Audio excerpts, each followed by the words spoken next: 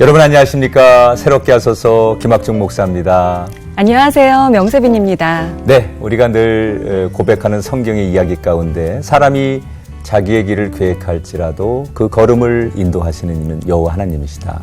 맞는 말씀이죠. 아무리 사람이 철저하게 계획하고 완벽하게 준비해도 그것을 허락하시는 분은 하나님이라는 사실을 고백하지 않을 수 없습니다.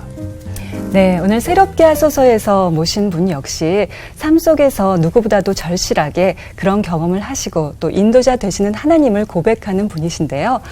어떤 분인지 먼저 영상으로 만나볼게요. 네, 민주화입니다. 드라마와 영화, 연극 무대를 오가며 남다른 매력을 선보였던 연기파 배우 추상미. 그녀가 오랜 공백을 깨고 이제는 배우가 아닌 영화 감독의 모습으로 대중 앞에 다시 섰습니다.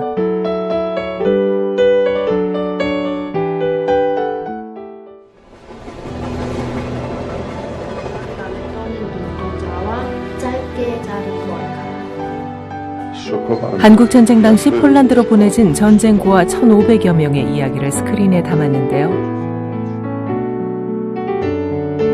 역사의 뒤안길에 감춰져 있던 소재를 발굴해 작품을 완성하기까지 오랜 시간 힘겨운 과정을 거쳐야 했습니다. 그러나 하나님이 주신 소명을 따라 기도하고 인내하며 오롯이 그 길을 걸어왔습니다. 추상미 감독이 만난 하나님, 그리고 영화 이야기가 지금부터 펼쳐집니다. 연기파 배우에서 이제 감독으로 변신하셨죠. 추상미 감독님, 어서 오세요. 어서 오세요. 안녕하세요. 야, 초청해 주셔서 아니 감사합니다. 미모는 여전하시고. 네, 네. 아니 감독님이라는 소리를 들으시면 어떠세요? 좀 느낌이 아직은 어색해요. 어색하세요? 네, 이제 적응이 돼야 되는데. 배우, 감독, 애기 이름이 뭐죠? 지명이. 지명이 엄마. 네, 맞습니다. 어떤 게 제일 편하세요? 좀? 지명이 엄마가 제일 듣기 좋아요. 따뜻해요. 네. 근데 오늘은 이제 지명이 엄마라는 얘기는 방송이니까 조금 못할 것 같고. 네. 그냥 오늘 저희가 세빈 씨가 감독님 그랬으니까 오늘 네. 호칭은 감독님으로. 네, 감독님. 네. 편하게 불러주십시오. 저희 새롭게 하소서의 두 번째 출연을 하셨어요. 네, 제가 2006년도일 거예요, 아마. 음. 한 12년 전에. 네. 그때 임동진 목사님 네네. MC 보셨을 때. 네네. 네, 그때 왔었어요. 그때는 네. 결혼하기 전이셨죠? 결혼한 후였죠. 아, 결혼한 후였어요? 네, 네, 그렇게 오래되셨어요? 결혼한 후였는데, 어. 아니다. 죄송합니다. 결혼을 이거 말 2007년도에. 잘해야 돼요. 네. 요즘 제가 이래요. 네. 거의 치매 초기죠. 네, 네. 2007년도에 결혼을 했군요. 결혼하기 1년 전에서. 무슨 얘기를 했는지는 기억이 안 나는데, 네. 무슨 얘기를 했을까요? 그때 영상을 보니까 그때 뭐 이렇게 어떻게 주님을 영접했고 또 힘들었던 네. 그런 이야기. 네. 뭐 결혼 얘기는 그때는 없었던 것 같아요. 근데 이제 저희 남편하고 한 6년 연애했으니까 아마 네. 결혼을 앞두고 있었으니까 네. 남편 얘기도 했을 것 같아요. 사귀는 사람이 있다. 네. 이런 얘기. 네. 이렇게 또 나와주시니까 너무 반가워요. 네. 네. 두 번째 나와주시니까. 근데 이제 감독님이시잖아요. 네. 그래서 감독님께 이 영화를 안 물어볼 수가 없습니다. 이번에 지금, 개봉하는 네, 영화. 개봉을 네. 앞둔 네. 영화가 있는데 어떤 작품인가요? 이 작품은 그 한국에 잘 알려지지 않은 실화 소재고요. 한국 전쟁 당시 실화인데요. 네. 1951년도에 폴란드로 보내진 그 한국 전쟁고아들에 관한 이야기고, 그 아이들이 폴란드로 가서 그 전쟁의 상처를 경험한 폴란드 교사들을 만나요. 그래서 그분들이 아이들에게 긍휼한 마음을 품고 엄마 아빠가 돼주는, 그래서 새로운 가족 관계를 맺는 그 특별한 교감을 다룬 영화입니다. 그 사실은 이게 이제 실화잖아요. 네, 실화예요. 그 잊혀졌던 이야기를 다시 꺼집어내서 네. 영화로 이제 네. 많은 분들에게 이제 소개가 되는데, 저희가 듣기로는 영화가 되기까지 상당히 좀 이렇게 제작 기간이 오래 걸렸다 이런 얘기 들었는데, 네. 이 영화가 이렇게 일반 대중 영화는 아니고 조금 다큐멘터리예요. 네, 다큐멘터리인데 네. 왜 이렇게 오래 걸린 거죠? 2014년에 처음에 소재를 이제 받아서 네. 그리고 극영화로 이제 개발을 했어요. 네. 하다가 이제 그 영화 시나리오를 완성하기 위해서 제가 직접 폴란드에 가서 생존 교사들도 만나서 인터뷰도 해야 되고 이제 장소도 헌팅해야 되고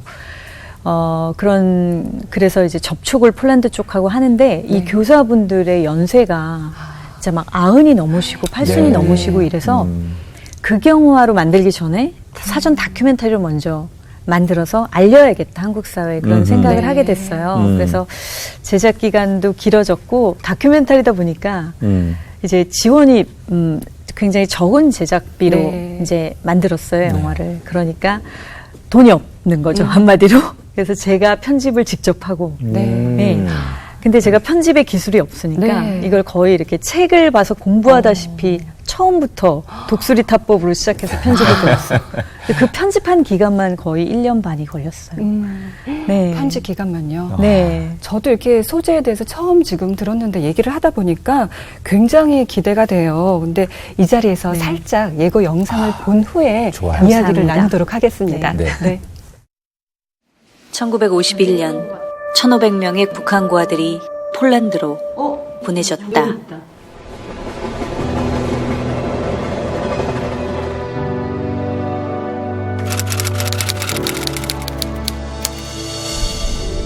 불안감에 떠는 눈동자와 짧게 자른 머리카락. Szokowany, jakby łóżka ścielone przygotowane, wiesz, bo one boją się bardzo, czy schować się, tak?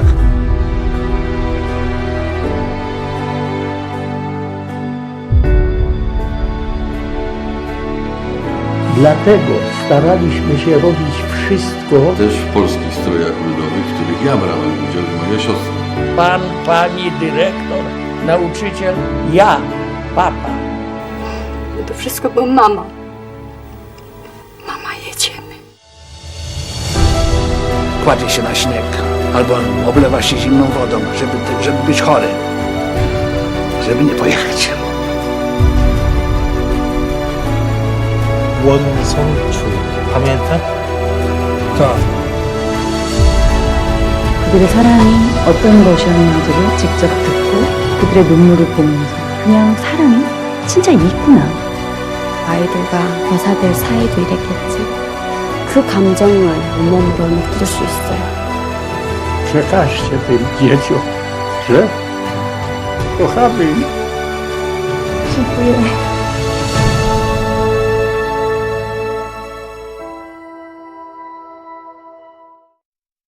아유, 야, 아니 지금 저도 사실은 이 예고편 살짝 보면서 지금 감정이입이 돼서 네. 굉장히 마음이 뭉클한데 현민 씨도 세빈 씨도 다 지금 눈가에 이슬이 맺히고 있는데 저 아직 영화 못 봤지만 보면 엄청 울 것 같은데요. 네. 두 분 꼭 시사회 때 보러 오시기 바랍니다. 아유. 근데 정말 이렇게 가슴으로 와닿는 메시지구나. 또 살아있는 이야기고 네. 남의 이야기처럼 들리지 않는 그런 소재에 이어서 금방 네. 이렇게 이입이 되는데 네. 이 영화 만드시면서 참 어려운 순간들이 많이 있었을 텐데 네. 돌아보니까 가장 힘들었던 일이 어떤 거였습니까? 하나님이 마음을 부어주시고 소재도 찾게 하셔서 네. 만들게 된 작품이었어요. 그래서 하나님의 마음을 품고 기도하고 막 정말 어쩔 때는 이 스토리에 제가 막 감정이입이 돼서 제가 눈물 흘리면서 편집하다가 막 울고 네. 편집하다가 어떤 장면이 나오면은 저 폴란드 생존교사들의 증언이 나오면 또 울고 막 이러면서 만들었는데 그러니까 그래도 하나님 쉽게 가시지 않더라고요. 왜냐하면 제가 제가 갖고 있는 어떤 상상력이라든지 창작자로서의 그런 능력들이 굉장히 정결해지는 그런 게 필요하셨던 것 같아요. 하나님 입장에서. 그리고 여전히 어떤 있는 세상적인 욕망 아니면 예차의 어떤 그런 습관들이 있기 때문에 제 상상력을 정결케 하시고 또 연단하시고 훈련 함께 하시는 거예요. 이거 만드는 기간 동안.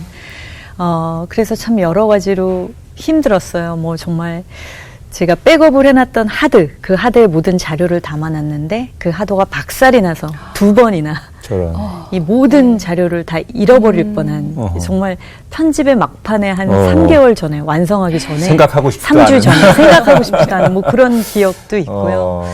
그래서 하나님이 먼저 예배자가 되게 하시더라고요. 그래서 이 작품을 만든 감독 이전에 예배자가 되어라. 그래서 정말 한 2시간 동안 예배만 드리고 어쩔 때는 편집하다가 이제 모든 판단력을 잃어버려서 아예 일주일을 그냥 넉놓고 작업을 하지 않고 그렇게 예배만 드린 적도 있고요. 네. 그래서 그런 연단과 훈련의 기간이 한 1년 반 넘게 그랬군요. 지속된 네. 것 같아요. 그렇게 작품을 통해서 연단을 하시네요. 네. 하나님 사용하시려다 보니까 네. 하시는 것 같아요. 근데 이게 부산국제영화제에서도 네. 상영이 됐어요. 네. 이제 현재 정식 개봉을 앞두고 있는데 네. 소감이 어떠세요? 그런 연단 후에 부산국제영화제. 이야, 네. 이거 대단한 거잖아요. 맞아요. 네. 부산국제영화제가 이번에 컨셉이 그 가족이에요. 근데 가족인데 갈라진 가족. 네. 그러니까 남과 북을 상징하죠. 갈라진 가족의 이야기를 다루는. 그래서 어떻게 참 절묘하게 이 영화가 오픈할 때가 돼서 부산영화제랑 맞물려서 거의 이제 동일한 그 주제로 네. 이제 하게 됐고요. 사실 하나님이 소재를 주신 때부터 지금까지 이게 믿음은 있었지만 이게 정말 이제 실물로 나타나는 하나님이 네. 하셨구나라고 고백할 수밖에 없는 그런 일들이 계속 벌어지니까 지금은 좀 얼떨떨하고 하나님이 소재를 찾게 하신 시간부터 극장에 걸게 하시는 것까지 모든 걸 정말 하나님의 엄청난 강권적인 역사가 있었는데 그냥 뭐 말이 안 나와요. 어쩔 땐 너무 감사하고 부산에서의 반응은 어땠어요? 부산에서의 반응은 굉장히 좋았습니다. 좋고 네, 그랬을 사실 것 같아요. 저희 내부적으로도 시사회를 몇 번 했는데 정말 많이 오세요. 특히 어르신들 뭐 50대, 60대 넘으신 분들은 그 한국전쟁 때 그 고아들의 보도자료만 봐도 네. 저희가 폴란드에서 그냥 공수한 영상이기 때문에 영상이 하나도 훼손이 안 됐어요. 그대로 바로 어저께 흑백이긴 하지만 너무나 화질이 깨끗해서 바로 어제 있었던 일처럼 보이거든요. 근데 그 한국전쟁 고아들의 그 얼굴을 다 보시는 거잖아요. 네. 그러니까 한국전쟁 때 기억을 갖고 계신 분들은 그 보도 화면을 보면서 그 아이들의 얼굴을 보면서도 막 우세요, 그냥. 그래서 저는 전쟁을 경험한 세대는 아니기 때문에 이분들의 그 감상이 다르시겠구나. 저희 세대하고는. 네, 마음이 들었어요. 사실 뭐 저희가 이제 지명이 엄마 이렇게 지명이 엄마라고 불렀어요. 부르는 이름 제일 좋아하신다고 그랬는데 네. 추상미 감독이라고 하는 타이틀보다는 대중들은 추상미 배우로. 그러면 배우, 연기자 네. 제일 익숙하잖아요. 네. 또 저희가 정말 그래서 좋아했던 사람이고 네. 그래서 이제 배우의 얘기를 조금 해야 되는데 네. 데뷔하신 지 올해 몇 년 되신 거예요? 사실 제가 10년 동안 활동을 쉬었어요. 네. 2008년에 미니 시리즈를 네. 끝으로 네. 지금 작품 활동을 안 하고 있는데 20년째 됐었죠. 20년 네. 데뷔한 지. 네. 그러니까 대중들은 정말 오랫동안 사랑받는 배우로서 기억을 하는데 네. 워낙 뭐 아버님도 유명하셨지만 네. 아빠 얘기도 정말 하면 오늘 밤새도록 할 얘기가 많을 텐데 네. 오늘 그 얘기는 조금 이제 우리가 뒤로 하고 우리 추상미 씨에게는 그 아빠 육신적인 고 추성웅 선생님의 이야기도 참 소중하지만 또 다른 아빠 이야기 하나님의 네. 이야기를 빼놓을 수 없어요. 네. 우리의 영적인 아빠 하나님은 어떻게 만나시게 됐을까? 저는 처음에 참 매력 없이 만났어요. 매력 없이. 그러니까 정말 원래 성당을 다니고 있었어요. 중학교 때부터. 네. 근데 이제 전기 시험을 떨어져서 저희 때는 대학이 정기 후기 이렇게 있었잖아요. 네. 정기 시험을 떨어지고 어머니가 순복음교회 권사님이셨어요. 예. 네. 그러니까 이제 저희 어머니도 그때만 해도 이제 기복신앙. 지금은 너무나 신앙이 좋으시지만. 그래서 네가 후기 시험이라도 붙으려면 교회를 다녀야 돼. 그럼 저를 철야 예배에 막 끌고 다니셨어요. 순복음교회 철야 예배 아시잖아요. 뜨겁지. 네. 주여 삼창하고 저는 그 분위기가 처음엔 너무 싫었는데 또 이렇게 점점점 후기 시험이 다가오니까 하게 되더라고요. 좀 나도 모르게. 그러던 어느 날 계속 철야 예배를 다니면서 나간 지도 얼마 안 됐는데, 교회 나간 지도 얼마 안 됐는데도 불구하고 성령의 강한 그 터치를 네. 받았어요. 네. 네, 그래서 막 방언도 하고, 오. 네, 성령의 임재가 너무 뜨거워서 너무 깜짝 놀랐어요. 이게 뭐지? 네. 내 몸에 일어나는 뭐 이런 증상들, 이게 뭐지? 현상들이 뭐지? 그런데 마음에 평안이 들면서 후기 시험을 굉장히 잘 봤어요. 네. 그러면서 이제 대학에 들어갔죠. 네. 그래서 CCC 활동도 어. 대학교 1학년 1학기 때까지 딱 하고. 근데 제가 이제 불문학과를 선택한 게 잘못이었죠. 왜냐하면 너무 세상 학문들과 철학과 불문학과 이렇게 관련이 있잖아요. 인문학은. 근데 너무 세상 철학과 학문이 너무 매력적인 거예요. 네. 뭐 인도 철학, 뭐 이렇게 명상, 네. 뭐 아니면은 뭐 프랑스의 그 유명한 실존주의 철학자들, 그런 학문들을 막 정말 막 섭렵하기 시작했어요. 네. 네. 네, 그러면서 근데 제가 돌아보면 어떤 철학이라든지 인간의 뭐 실존의 문제라든지 이런 부분에 굉장히 관심이 많았던 것 같아요. 그때부터.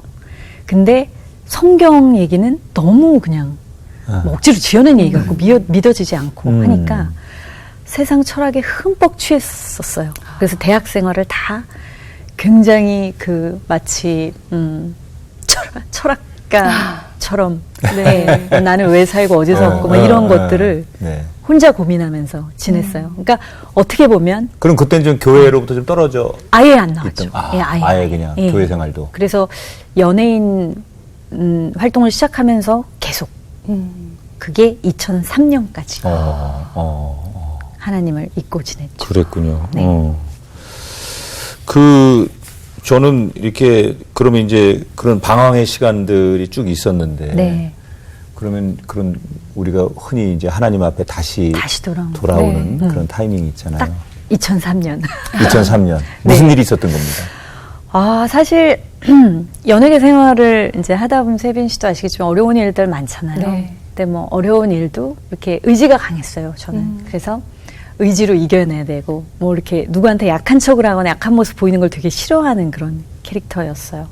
그리고 또 아버지 이름 석자가 어디나 따라다니잖아요. 네. 그런 부담도 굉장히 심해서 이렇게 약한 척을 하거나 뭐 이렇게 할 수가 없었어요. 그런데 제가 어떤 영화를 이제 출연을 하게 됐어요. 근데 그 영화가 뭐 해외 영화제도 가고 되게 성과가 좋았어요. 그리고 연기 변신이라는 얘기를 들을 정도로 많은 네. 분들한테 호평을 받았어요, 연기적으로. 네. 그리고 저도 어떤 부분 많이 이렇게 좀 희생하고 한 영화고. 그래서 시사회로 오셨는데 정말 많은 선배 연기자분들이 아, 너는 이제 완전히 승승장구 하겠다. 진짜 잘 될 거야. 이렇게 얘기해 주셨거든요. 그래서 그냥 작품이 쇄도하겠지? 그러고 기다리고 있는데 작품이 정말 1이 안 들어오는 거예요. 네. 너무 신기한 일이었어요. 그러다가 뭐 오빠가 또 사업을 하는데 이렇게 이런 게 또 망하고 저희 홍대 앞에 건물을 지었는데 그것 네. 때문에 여러 가지 재정적인 뭐 네. 빚을 지게 되고 막 이러면서 가정의 구성원들끼리 막 서로 싸우게 되고 서로 남 탓을 하게 네. 되고 이러면서 너무 힘들어진 거예요. 가정에 막 우환이 겹친 거죠.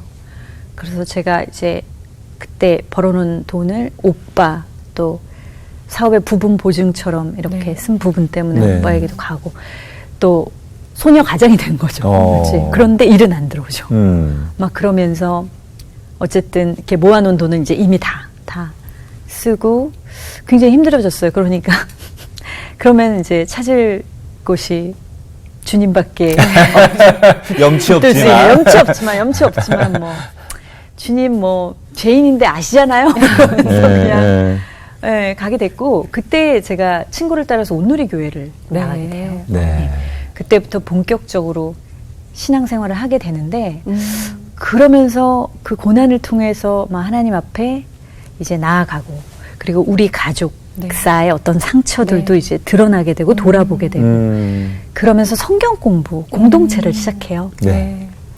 그 공동체가 2003년에 시작해서 한 5년 정도 이제 어느 목사님 네. 이자 선교사님의 양육 하에 네. 저희가 이제 해피손이라는 그 공동체를 네. 이제 하게 되면서 성경 공부를 받게 되고요.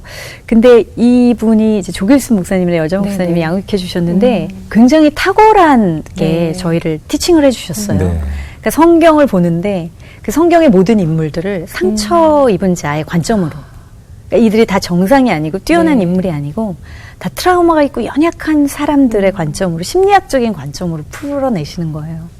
근데 그것도 모인 지체들이 전부 다 이렇게 부모로부터 상처받거나 어떤 상처가 많은 사람들이었어요. 그러니까 이게 너무 와닿는 거예요. 그러니까 다윗도 나랑 똑같이 상처 입은 자고 요셉도 마찬가지고 그래서 다 약점이 있고 결점이 있는 사람들이었다는 거. 그래서 그때 성경을 굉장히 깊이 너무나 재밌게 드라마틱하게 이해하게 됐고요. 그러면서 이제 신앙이 굉장히 성장하게 된 계기가 됐죠. 그랬군요. 네. 그러면서 남편분을 만나시게 된 아, 거네요. 거기서. 그죠? 네. 성경 공부 이제 거의 막바지에. 저희 남편을 만난 건 2001년도에 만났고 그 아까 제일 힘들었던 시기에 네네네. 사실은 이제 드라마나 영화는 정말 이상하게 안 들어오고 연극을 하게 됐어요, 뮤지컬. 근데 조승우 씨가 네네. 뮤지컬 배우로 왜 출발하셨잖아요. 그분이 주연한 젊은 베르텔의 슬픔이라는데 전 조승우 씨 상대역이고 삼각관계였는데 저희 남편이 알베르트 남편 역할로 캐스팅이 네. 됐고 거기서 이제 남편을 처음 만났죠. 그러셨구나. 이게 보통 사람들이 이제 결혼을 하기 전과 결혼 후의 그 삶이 좀 다르더라고요. 네. 어떻게 주상미 씨는 결혼 전과 후가 가장 달라진 게 있다면? 결혼 전과 후가 달라진 점이 있다면 저는 결혼 생활이 많이 힘들었어요. 그러니까 그래요? 남편이 사실은 신앙이 없었고 이제 연애할 때 정말 무식한 방법으로 교회 안 나가면 헤어져 당장 뭐 이런 식으로 제가 그때 너무 성경 공부도 하면서 너무 네. 뜨거웠던 시절이니까 그래서 이제 남편도 신앙을 갖게 된 거였거든요. 근데 결혼을 하고 사실 남자들이 그렇잖아요. 여자 때문에 신앙을 갖게 된 경우에 그 신앙이 뭐 이렇게 단단해지지가 않고 본인이 직접 하나님 만나는 경험이 있어야 되잖아요. 근데 이게 결혼하고 나니까 또 신앙생활을 열심히 하지 않는 상황이 됐어요. 남편이. 그리고 늘 남편은 너무나 바빴어요. 바쁘고. 그래서 저는 하나님 앞에 이렇게 뭐라 그럴까요? 성경 공부도 하고 그러면서 그 신앙이 성장했는데 신앙의 여정에 이렇게 업그레이드 되는 순간들이 있잖아요. 그렇죠. 근데 2003년도에 뜨겁게 만나고 십자가도 체험하고 주님의 우리 죄를 위해서 정말 얼마나 많은 대가를 희생하셨는지를 알게 되면서 막 떼굴떼굴 구르면서 울부짖었던 경험도 있고 근데 그게 다가 아니더라고요. 그때 온전히 본어게인한 게 아니더라고요. 그러고 그 결혼하고 나서 사실 저는 굉장히 가장 큰 시련. 오히려 행복하려고 했던 결혼인데. 네. 그리고 이제 아이를 낳고 조금 이렇게 더 힘드셨다는 그때 이야기도 있었는데. 네. 그래서 이제 출산을 하고 제가 활동을 계속 하다가 하나님이 회복시켜 주셔서 드라마도 출연하고 영화도 출연하고 하다가 사실 어떤 배우로서의 그 삶에 조금 회의감이 들었어요. 그러니까 왜냐하면 저는 어렸을 때부터 아버지를 보고 자라서 좀 제가 아티스트가 되려는 그런 욕구가 굉장히 컸던 것 같아요. 그리고 아버지가 늘 무대 위에서 다루셨던 그 연극의 주제, 텍스트들은 굉장히 철학적이고 삶의 어떤 깊은 부분을 다루고 근데 어느 순간 제가 좀 나이도 이제 30이 넘어가고 중반이 되고 이러면서 그 드라마들이 들어오는데 소위 말하는 막장 드라마 이런 것들을 하게 되고 그리고 저는 제 안에 있는 여러 가지 다양하고 입체적인 모습들이 있는데 이런 연예계는 잘 아시겠지만 내가 무언가를 나는 그냥 열심히 했을 뿐인데 만약에 그게 악역이야. 그러면 계속 소모적으로 똑같은 역할을 주는 거예요. 나는 그냥 그 역할을 열심히 했을 뿐이지 내가 그 악한 역할만 계속 하고 싶진 않을 거 아니에요, 배우로서. 근데 그런 판이, 그런 시스템이 너무 힘들었어요. 그러다 보니까 어느 순간 공황장애가 오더라고요. 그러니까 이게 나의 정체성의 혼란, 그리고 하고 싶지 않은 것을 계속 해야 되는 상황, 반복이 되니까 꽤 오랫동안 한 5년이 넘게 공황장애를 앓았어요. 카메라 앞에서. 그러니까 연기를 더 이상 하고 싶지 않은, 드라마 연기를 하고 싶지 않은 생각이 들더라고요. 그러면서 예전부터 영화 연출, 창작을 해보고 싶었어요. 그래서 그때 대학원에 이제 들어가요. 2009년도. 오히려 가장 힘들 때 또 다른 길을 선택하신 거네. 네. 사실 먼저 아이를 갖고 싶었는데 아이가 한번 유산이 돼요. 네. 되게 좀 늦은 개월수에. 그래서 엄청나게 상처와 충격이 있었죠. 너무 갖고 싶던 아이였는데 유산이 되고 나서 그래서 안 되겠다. 이때다 공부를 하자. 이러고 대학원에 들어가서 영화 연출을 이제 공부하게 돼요. 그런데 아이가 생긴 거예요. 그랬구나. 네, 1년 후에. 그래서 그게 얼마나 힘들었어요. 휴학을 하고 이제 뭐 아이를 낳고 근데 아이가 생기고 나서 이제 그때부터 고난이 사실은 시작이 되는데 산후우울증이 오더라고요. 좀 무섭다 그러던데. 네. 산후우울증 요즘 뭐 신문에 보면 산후우울증 때문에 정말 아이를 막 베란다에서 던지고 이런 엄마도 있고 네, 막 별의별 사건이 일어나는데 저도 그렇게 어쨌든 활동을 했던 사람이고 뭔가 이렇게 늘 열정적인 삶을 살아야 되는데 아이를 너무 사랑하면서 아이한테 매여 있게 되잖아요. 그 시간은.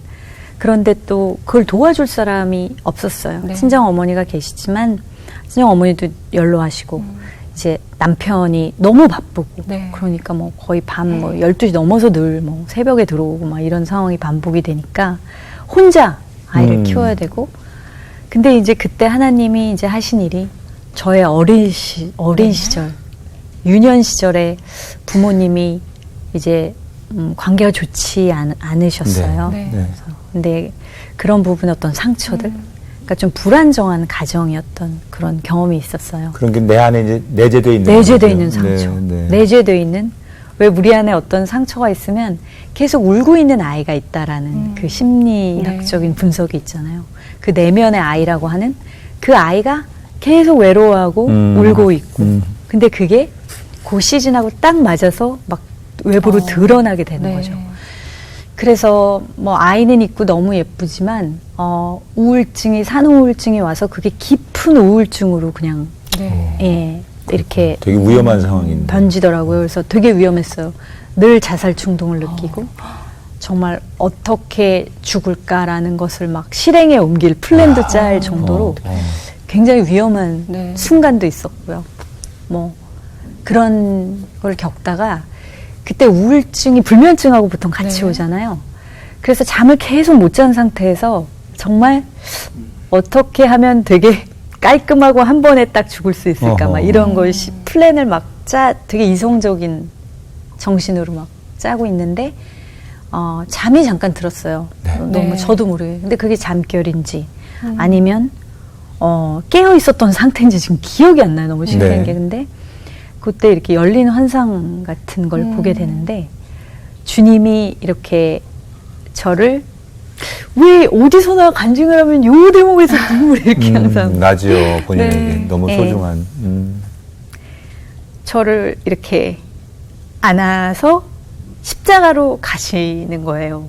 그래서 거기서 이렇게 주님이 저를 안고 십자가에 겹쳐서 못 박히는 그 환상을 이제 보고 그래서 주님이 내가 이렇게 가까이 있는데 그리고 내가 너의 남편이다.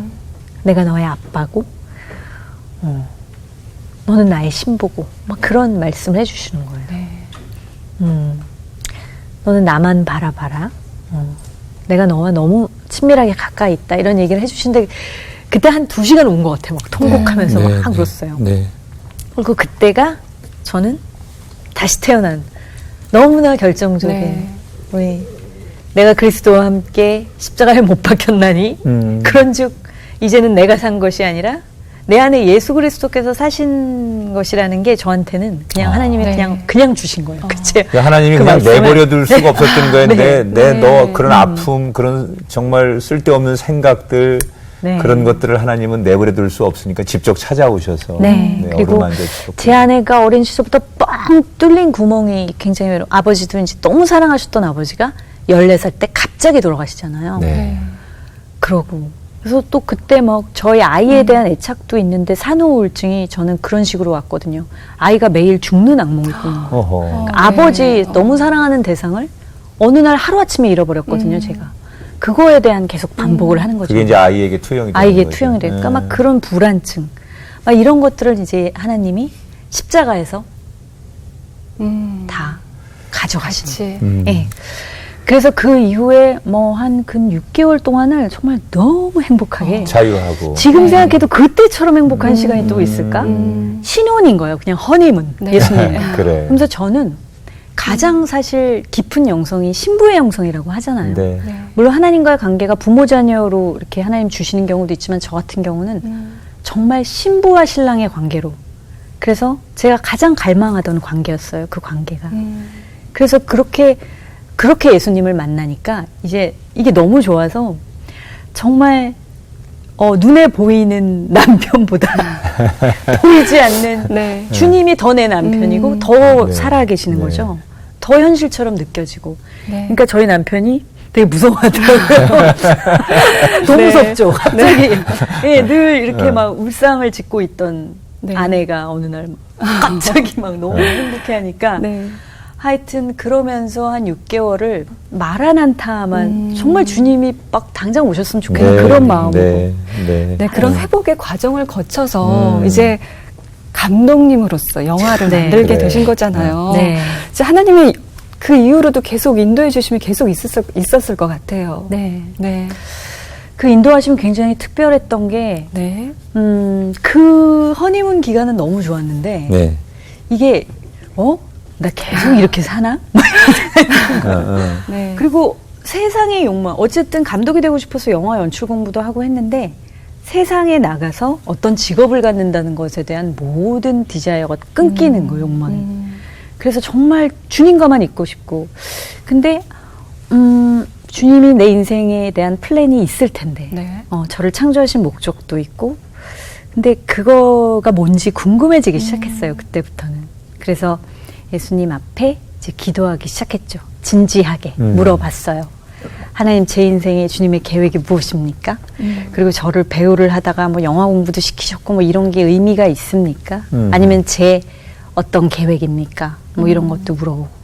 그런데 이제 너무 하나님과 친밀한 관계였기 때문에 계속 이제 말씀해 주시는 거예요. 마음을 주시는데 그것은 다 하나님의 계획 안에 있었고 하나님 허락하신 일이었고 태어나서 지금까지 모든 일들이. 그래서 내가 너를 하나님 나라의 아티스트로 세우고 싶다. 네. 그 말씀을 주시면서 하나님의 어떤 시대는 어떤 시즌으로 이루어졌다고 치면 그 시즌별로 세상을 향해서 전하고 싶은 주님의 보이스가 있고 네. 메시지가 있는데 그것을 작품에 녹여내는 정말 가랑비에 옷 젖듯이 그렇게 녹여내는 작품을 만들어라 라는 소명을 주셨어요. 네. 예, 그런 이제 하나님의 지금 들어보면 정말 우리 인생이 내가 계획한다고 되는 게 아니라 하나님께서 하나하나 지금 네. 예비해 놓고 계신 대로 우리가 살아가는 건데 네. 우리 주상미 씨 같은 경우 이제 그래서 하나님이 그런 어려움도 아픔도 가족에 대한 고통도 또 정말 인생의 끝도 생각해 볼 만큼 힘든 네. 순간들 네. 그게 다 지나고 보니까 누군가를 사랑하는 데 도움이 되고 또 이렇게 작품을 만들어내는데 다 도움이 돼서 네. 하나님이 그래서 그런 연단의 과정도 주셨구나. 네. 저희도 그걸 느끼거든 지금 얘기 들으면서요. 네. 맞아요. 폴란드로 간 아이들 아까 우리 예고편 영화를 잠깐 봤지만 네. 굉장히 정말 깊이 들어갈 수 있는 그런 소재라는 생각이 들어요. 네. 근데 궁금했던 건 이 소재를 어디서 이렇게 네. 우리 감독님 손에 이 소재가 네. 들어갈 수 있었을까? 그래서 많은 분들이 이제 그 부분을 제일 궁금해 하시죠. 근데 갑자기 뭐 잘 살다가 어느 날 갑자기 북한, 뭐 통일, 막 이런 이슈로 영화를 만든다고 하니까. 근데 이제 그 시기에 이제 하나님이 그런 소명을 주시고 나서 너무 감사했어요. 그 소명이 정말 제가 꿈꾸고 원하던 거더라고요. 그래서 알겠습니다. 그럼 하나님 나라를 확장하는 그런 작품을 만들겠습니다. 라고 제 인생을 이제 하나님께 드리는, 네. 네. 온전히 드리는 고백을 하고 나서 그런데 막연한 거예요, 이게.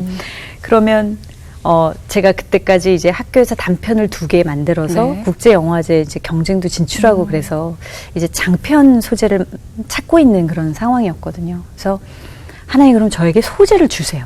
장편 영화 소재를 주님이 직접 구하게 해주세요. 그래야 내가 이거를 주님이 주시는 걸로 알겠습니다. 그리고 정말 붙들고 막 씨름하는 야곱처럼 그런 기도를 드렸죠. 그 기도를 드린 지 일주일이 안 돼서 친한 후배가 일하는 출판사에 놀러 갔어요. 네. 그랬다가 그 출판사 사장님이 제가 영화 연출 공부한다는 걸 알고 어떤 소재에 관심이 있냐. 그래서 뭐 아이들이 나오는 성장 영화 이렇게 관심이 있다 이런 얘기를 했는데 북한 아이들의 한국 전쟁 고아들의 성장 네. 영화가 성장 소재가 있다. 네. 근데 그거를 그 출판사에서 이거를 한국어로 번역해서 출판할지 안 할지를 좀 고려하고 있는 상태의 그 자료였는데 그걸 저한테 넘겨주신 거예요. 그래서 제가 그거를 집에 와서 이렇게 봤는데 그래도 확신이 필요하잖아. 이게 하나님 주신 그 기도에 바로 그 응답이 맞는지. 근데 이 자료를 계속 넘기는데 거기에 폴란드 선생님들이 그 아이들이 8년이 지나고 나서 북한의 천리마 운동이라는 그 우리나라 남한으로 치면 새마을 운동처럼 네. 그런 운동이 조국 재건 운동이 벌어지는데 전인민을 노동화하는 그런 전략을 캠페인을 벌여요. 그래서 거기는 아이들도 예외가 아니었고 모든 그 아이들이 청소년이 됐기 때문에 아이들을 전부 북송을 시켜요. 다시. 근데 그때 그러니까 이 아이들로서는 2번 부모를 잃는 셈인 거죠. 그래서 굉장히 가슴 아픈 작별을 하는데 그때 폴란드 선생님들이 기록했던 일지 같은 게 있는 거예요. 근데 거기 주여라는 말이 있어요. 이게 사회주의 국가인데 폴란드는 주여 우리가 무슨 죄를 지었길래 아이들을 우리로부터 떼어놓으십니까? 막 이런 그걸 보고 저는 응답을 받았어요. 하나님 주신 거구나. 그 한마디. 근데 알고 보니까 유실론 사회주의였어요. 그 나라는. 그래서 신앙심이 깊은 폴란드 교사분들이 아이들을 양육하신 거였던 거예요. 어떤 이데올로기가 아닌 신앙심으로. 그래서 저는 이제 이 소재를 그때부터 개발하기 시작했죠. 그랬군요. 네. 좀 운명처럼 정말 하나님이 딱 주신 작품이었네. 얘기 들어보니까. 네. 그래요. 뭐 우리 세빈 씨도 오늘 이렇게 오랜만에 선배님이죠, 언니죠. 선배님이죠. 언니죠. 네. 네. 언니 기분 나쁜 거 아니죠? 아닙니다. 언니 만났는데 오늘 어떠셨어요? 네, 저 들으면서 또 언니의 이 강단이 확실하게 하나님의 인도하심을 받을 수 있구나. 그러니까 저는 약간 이러면 안 되지 하고 저의 욕심이 좀 들어가고 저의 생각과 저의 감정이 들어가서 조금 하나님의 인도하심을 제대로 못 받는다 또 생각을 할 때가 있었거든요. 근데 언니는 확실하게 딱 이건 하나님이 주시면 가고 아니면 아니겠습니다. 안 합니다라가 이게 확실하니까 그 인생이 더 멋있는 것 같아서 저도 조금 더 하나님한테 마음을 이렇게 정해야겠다는 생각이 듭니다. 네.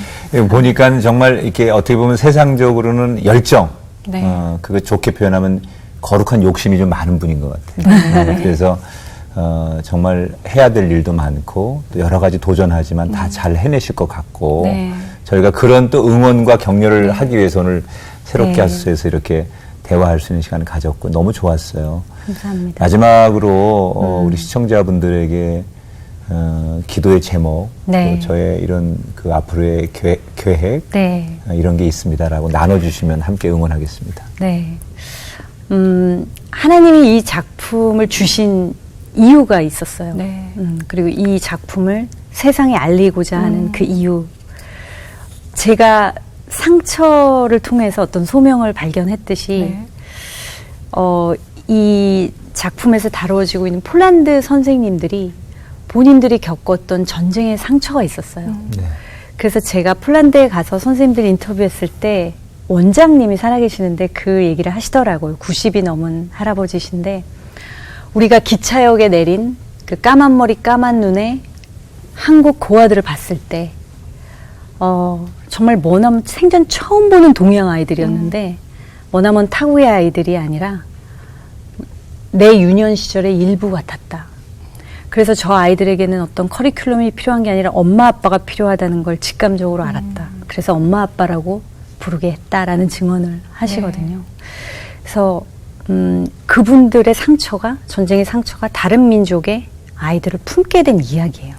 그래서 하나님이 이것을 보면서 우리의 역사의 상처, 지금 남북 통일로 가는 과정에서 우리는 한국전이라는 상처를 동일하게 겪었지만 그 상처에 대한 성찰이 서로를 공격하는 것으로, 그리고 어떤 분열로 이제 지나온 역사 동안 그런데 하나님이 이 상처를 다르게 보기를 원하시는 거죠. 상처에 대한 관점을 새롭게 하고 이 상처를 통해서 우리가 2,500만의 북한을 품고 통일을 향해 갈 수 있는 마음밭을 기경하기를 원하시는 그 마음을 제가 하나님의 마음을 받았어요.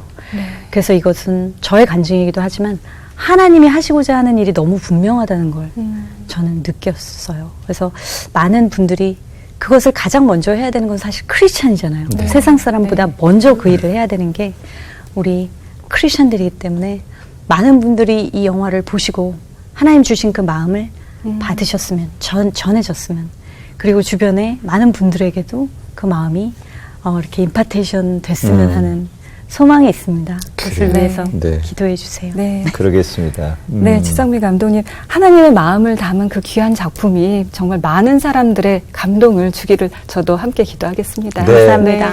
오늘 너무 좋았고요. 우리가 뭐 세상에서 해야 될 일 많죠. 어떤 사람에게는 지금 돈 버는 일 중요하고 네. 또 내가 주어진 일에 인정을 받고 인기를 얻는 일 중요하지만 사실 우리 모든 그리스도인에게 최고의 우선순위는 하나님이 기뻐하는 곳에 서 있는 거잖아요. 네. 지금 그 자리에 서 계시기 때문에 네. 이미 성공하신 거고 잘하고 계시다. 앞으로도 하나님이 또 어떻게 인도하실지 모르겠지만 네. 하나님이 원하시는 그 자리에 계속 서 계신 추상미 감독님 그리고 또 어느 때는 추상미 배우 네.